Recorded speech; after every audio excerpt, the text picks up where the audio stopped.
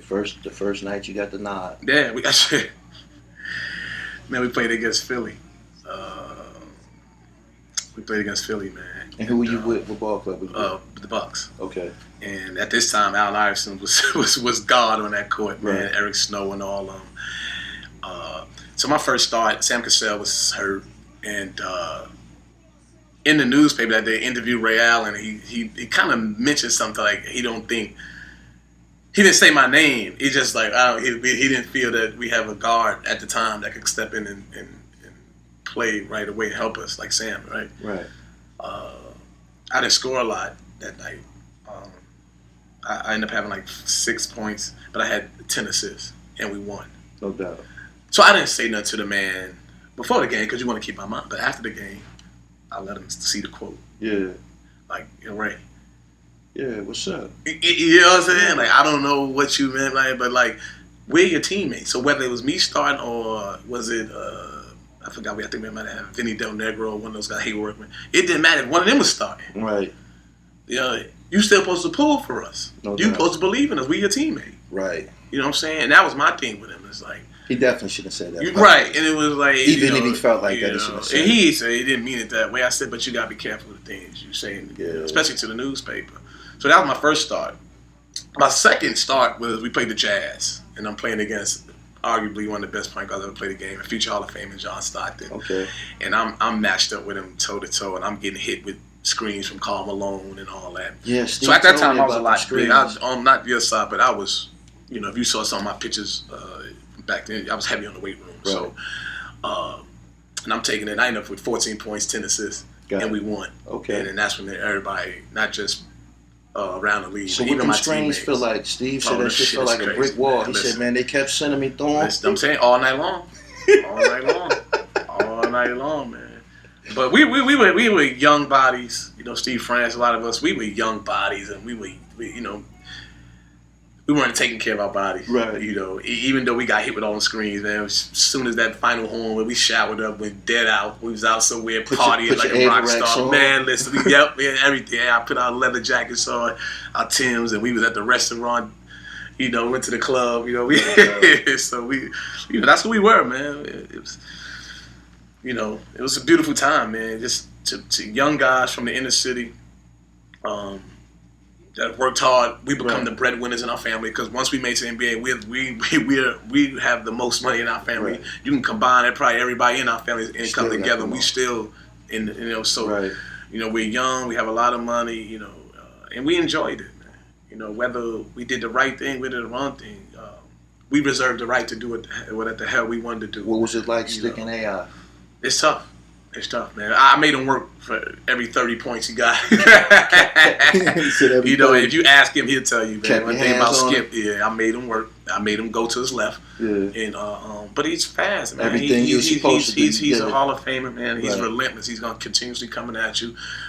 He's a bulldog. He's kind of he has that no quit, no Long fear, ass arms too. the long arms. Stronger than his appearance, skinny, little wiry kid, but he's strong in his appearance, man. Because one thing about him, we gonna put him on the floor. So playing against him, you could see that he had quarterback in him, that he might have played. You can another just see sport. he was an athlete. Not only he could be quarterback. I'm surprised he never ran track. Things like that. So a lot of them guys that come from that area, it's so weird. A lot of them that come from there is just natural athletes from that Virginia area. Look at it, like Michael Vick, all these guys that Ron come Curry. from. Yeah, you know what I'm saying. So it's like, damn, what the hell is wrong with us? Where we come from? Why Did you we only play that? basketball? Any other sports? I was a baseball player. Baseball was my thing. Baseball was good at shortstop, man. I could hit, patient hitter. I love baseball. Conventionally, baseball players who play basketball are dumb nice. I don't think it's a skill set or something like that. But also we got it helps to have baseball in your area. So we got the Mets, the Yankees. Okay.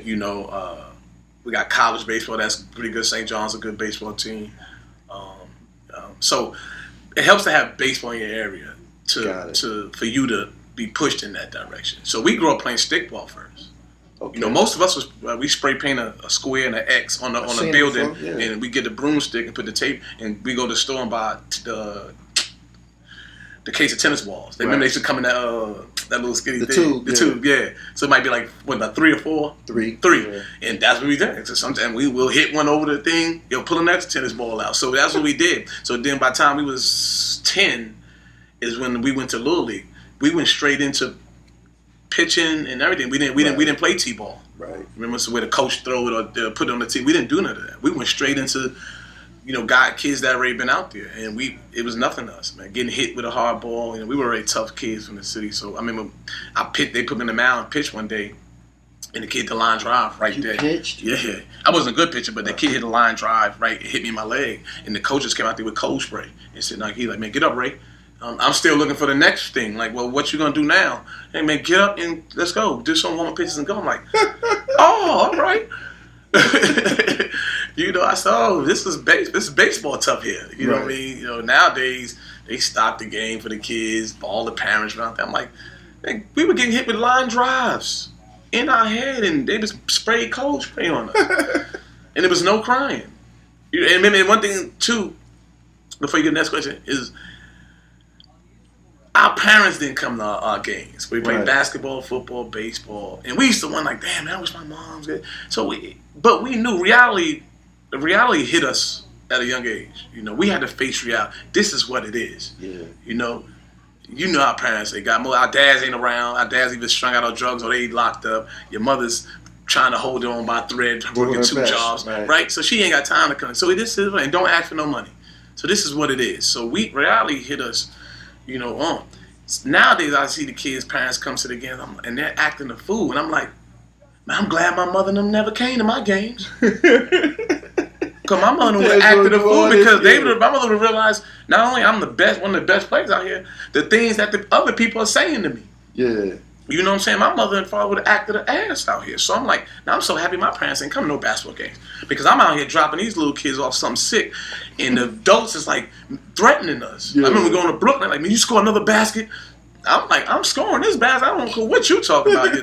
But can you imagine if your parents heard them tell you that? All hell. So I watched the parents now. I'm like, damn, I'm glad my parents ain't come to the game acting like this. That's embarrassing. What venue was the most exciting to play at in New York City when you were in high school? High school? Yeah, like maybe when you were a visiting team, somebody's home court that you went to visit, a team. Oh, the same school that Dave Edwards, Lloyd Daniels, Andrew Jackson. Andrew Jackson. Yeah, that was because that's the hood. All your home. I didn't go to the hood school. Game? That was my school's rivalry. Okay. You know what I mean? I didn't go to the hood, my zone school. Those were my zone school. Right. Jackson. That's where all my homies from the neighborhood. You had something to say about parochial school niggas too. Yeah. Cameron said who was it? I think Cam. Yeah. Said all the nice niggas went to Catholic school. Well, and you said I beg to differ. Not so. Not really. Not really. A lot of them did go there, but you still had the nice dudes that was in the public school. Right. It's just the public school nice dudes weren't going to be eligible the whole time because we, like I said, look, we into what we into, man. Cutting class, rolling dice in the back, cutting with the ladies. That was big for us in New York City. I don't know how it is everywhere else, but New York City, you could walk out that front door. You know what I'm saying? So if the girl lived in Harlem, I live in Queens, I'm on the train. Right. Like I said, so we exposed to a lot in New York City. You know what I'm saying? We knew how to get short stay hotel rooms real quick. You know what I mean? We just was just a wild advanced. I'm talking about $59 needed for 3 hours. And it was that's just the way life was. We was exposed to so much, man, and we was into that stuff. So, and our grades suffered. You know what I'm saying? Our grades took a hit. Like, I didn't play my high school ball all the time. I played my freshman, sophomore year. My junior year, I played 5 games. My senior year, I played 4 games. Because of eligibility? Yeah. You know what I'm saying? But I was killing, but my sophomore year, I was 25 points per game. They didn't want to put me on All City. I'm sitting there like, there's not too many people on All City putting up the numbers. And I played against them, and I had 30 on them. But they didn't want to give me All City as a sophomore. And then what, the truancy? No, I played the whole year. They just didn't want to. I don't know why they didn't put me on All City. So tell me about this story I hear about you, Richie Parker, and Alamo being invited to Fresno State. Is that true? I know I was invited. I do know Jerry Tuckane came to Rucker Park and was courting Alamo. Okay. I think the Richie Parker part came on after Talk was trying to get Alamo and myself down there. Got it. Talk already had his hand on me coming out there because I was in junior college in California. Got you. And I played against his son who was coaching one of the junior colleges I played against, and Talk happened to come to that game. Right. So we were the two powerhouses out there. His son's school and the school I went to. We met up in the quarterfinals. Right. The gym is packed. The fire marshal had to get all the people out, most of the people out the gym. And they was expected to beat us. They was number one school. On that team, they had my teammate at Fresno State, Avondre Jones. Okay. They had another guy that was on this and1 mixtape with me, Sick With It. Okay. Name was Robert Kinney. He ended up going to University of Nevada. Not UNLV, but University of Nevada. They had another guy. I never knew Sick With It went to college. No, he was cold, man. Sick With It was cold in high school out there and college. Okay. They had another kid that went to UNLV, Warren Rose Green. So they was loaded, right? And we were loaded. Talk came to recruit. Look at Robin Kennedy, Sick With It, this game. Because Talk was about to he was taking the job at Fresno State. He needed some point guards to come in. And I had 24 points, 8 assists that night. And that kind of stopped Robin Kennedy's journey to go to Fresno State. Talk was like, no. Him. I need that kid. Right.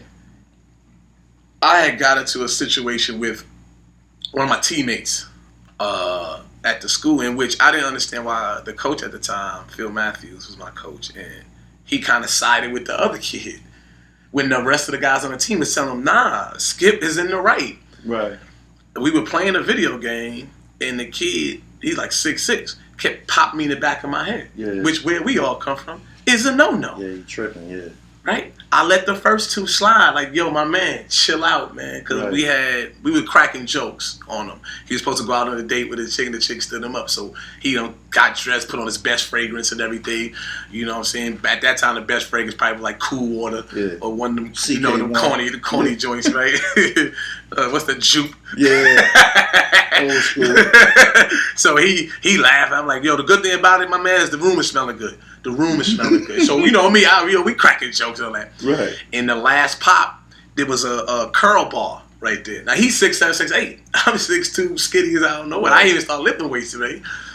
The curl ball was there. So I'm like, well, I don't think I got any wins with my fists together because I think if he grabbed me, I'm in Shit's Creek. Right. So I said, yo, I got the curl ball. And I just hit him. Boom. Right? You did that in college? Yeah. So now, but my teammates sit right there. Right. They all looking like, I would have did the same thing. That's what they say. They're like, yo, because it was all us guards that were playing the video games. Like me, two of my other guards that was on the team. Right. They sitting there. They shorter than me. They like, yo, I did the same thing. The dude was big as I don't know what. He's a power forward. Right. I hit him and make sure I didn't hit him in his head and that. I hit him here because I'm like, yo, that way you can think about it and chill out. Right. You're not hurt.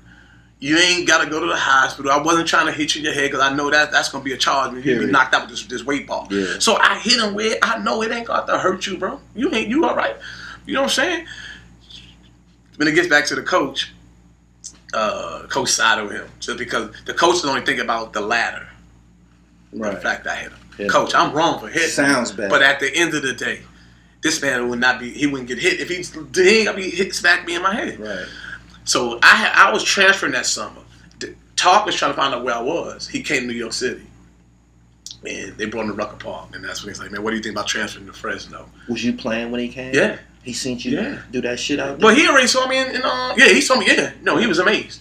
He's amazed. And if you look at some my YouTube clips when I was Fresno State, you see I do it in the game against LSU. I come down and wrap my hand around the ball and throw it to my teammate. Yeah, Talk. He knew what time it was. You didn't wear 11 in college? Yeah, I did. When you 11 was something I was gonna wear. Once I was a big fan of Isaiah Thomas. 11 I was gonna wear that to the death of me. And then when I saw the Isaiah Thomas story about how his mother in Chicago and they growing up the same way we grew up in New York City, single parent home. His mother. Did you have on 11 on the Slam magazine?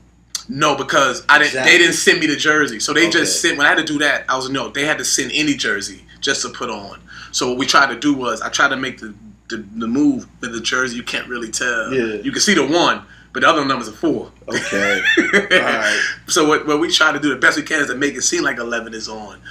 You know, I had that magazine. I think that's one of the most cherished. It's a legendary magazine. So I got it. My parents got it. My mother, rather, my stepfather. Do they still put out Slam? Yeah. Mm-hmm. Shout out to Slam. Slam got all up the Slam High School, the Slam this, the Slam that. Yeah, Slam doing their thing. Man. What's your favorite sneaker to play in? I always like playing in the Air Raid, Tim Hardaway. Straps going to X. Yeah, I remember what you're talking about. I don't really have a favorite. That's why I don't have a favorite sneaker, man. Word? To be quite honest with you, man, I don't have a favorite sneaker, man. It was whatever felt good on my feet at that time. I seen you said that when y'all was going to the game, you thought about buying a pair of Air Force Ones with the straps to play in. Y'all played in those in New York? Yeah.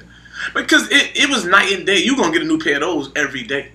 You know what I'm saying? Like, it wasn't until the rest of the world caught on to, you can't wear the all whites more than one day.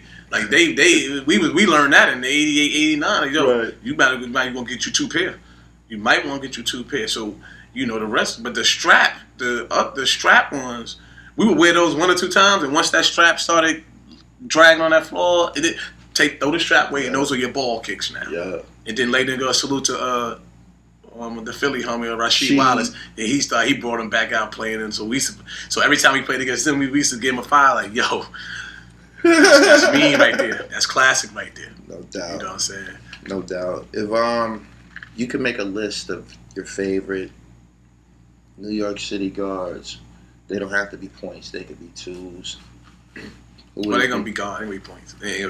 Absolutely. Ain't no real twos. Absolutely, they're going to be points. You came in now. I don't think you can name a two guard in New York that come out of New York City. A two? I don't think you can name. Not up to date, and if it is, it's probably one that probably didn't even have a long career in the NBA, is what I'm saying.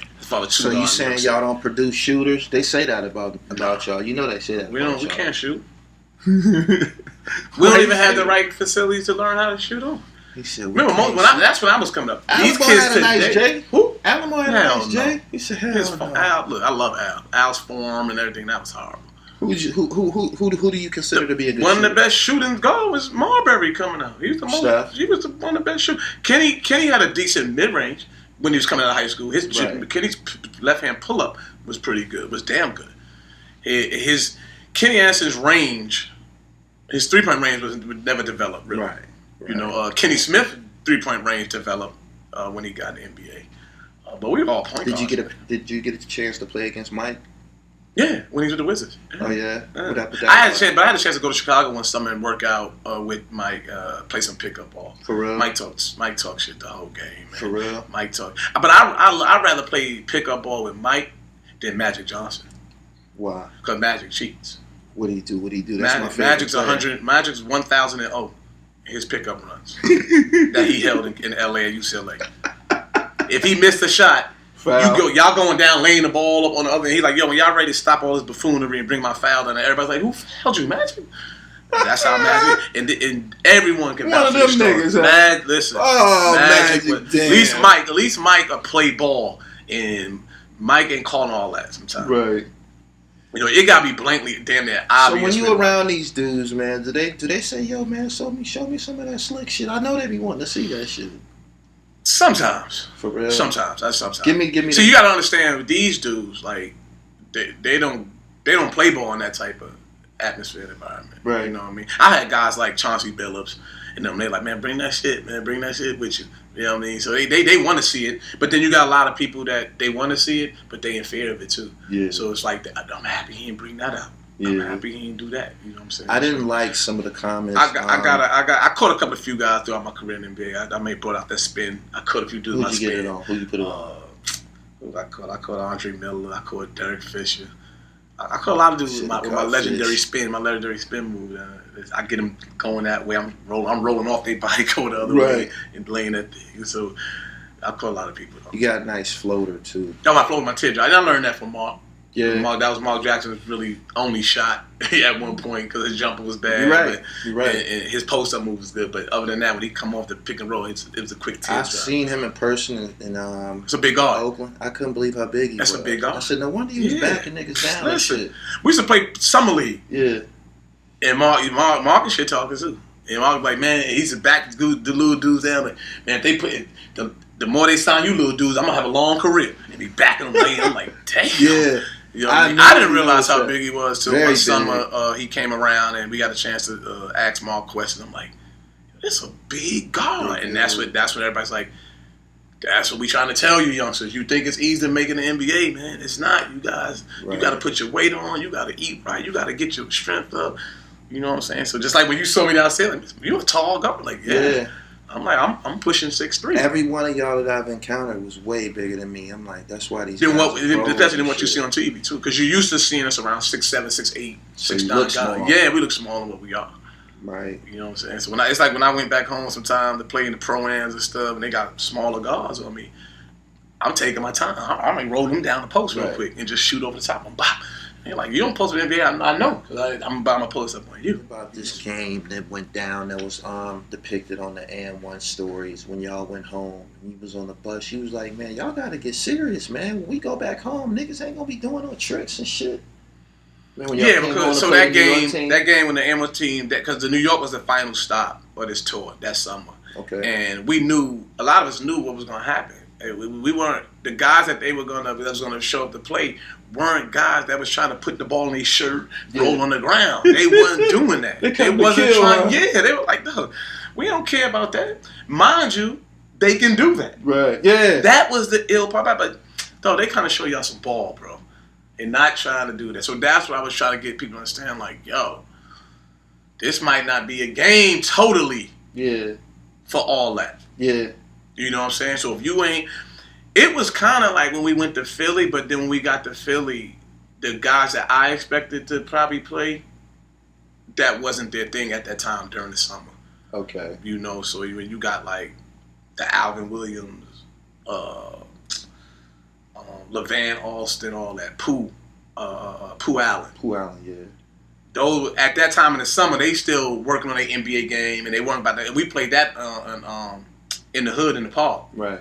So they're not about to go back out there like they came up in because it's too much to risk. Yeah. You know, we was on 15th in Susquehanna. Yeah. So we in the heart of the hood. Yeah. You know what I'm saying? Which us New York City kids, we don't care because that's where we play Rucker at and all that anyway. So we cool, you know what I mean? Sewing the holes in the heart of Brooklyn. So right. Even though we not from there, I ain't doing anything different than what we might. We just don't know y'all names. Who did they put on the court when y'all went? I don't even remember. So we just mixed the teams up. So it was a lot of us and one guy. We put like 6 of us on one side, 6 of us on the other, and then we mixed in a couple of other dudes from Philly like that. Okay. So I don't even remember these guys' names like that. So do you remember who y'all played when y'all went back home to New York to play that summer? So that's it was a mixture of different guys too. We mixed kind of in with, we mixed like 5 or 6 of us, and then we got some of the guys. So like Future played.